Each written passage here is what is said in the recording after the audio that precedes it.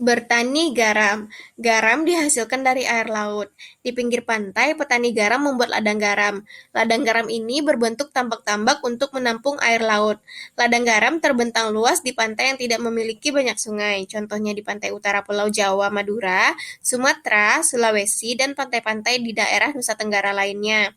Bagaimana proses pembuatan garam? Pertama, petani menyiapkan petak-petak tambak. Tanah di dalam petak tambak terlebih dahulu harus dipadatkan. Setelah tambak garam dibuat, lalu diisi air laut dengan kedalaman tertentu. Air laut yang terkena sinar matahari akan menguap dan meninggalkan kristal-kristal garam. Untuk mendapatkan lapisan garam yang tebal, setiap hari harus ditambah air lautnya.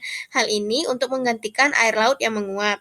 Setelah sekitar 210 hari atau setelah musim kemarau berakhir, lapisan garam di dasar tambak pun harus segera dipanen. Memanennya jangan menunggu musim hujan tiba. Mengapa? Sebab kualitas garam akan menurun atau tidak bagus. Garam-garam setelah dipanen lalu dijual ke pabrik untuk ditambah zat iodium dan dikirim ke daerah-daerah.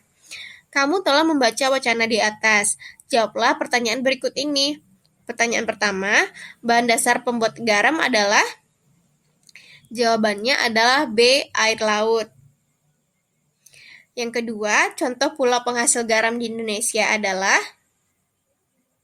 Jawabannya adalah C. Pulau Sulawesi.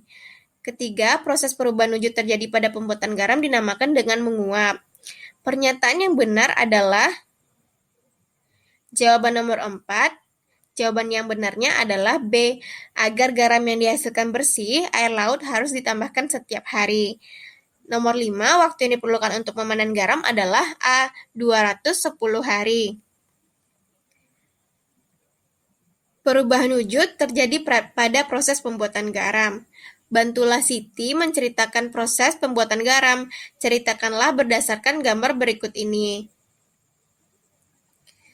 Nah, di sini ada urutan gambar dari proses pembuatan garam. Kamu dapat menceritakan kembali proses pembuatan garam dengan bahasamu sendiri.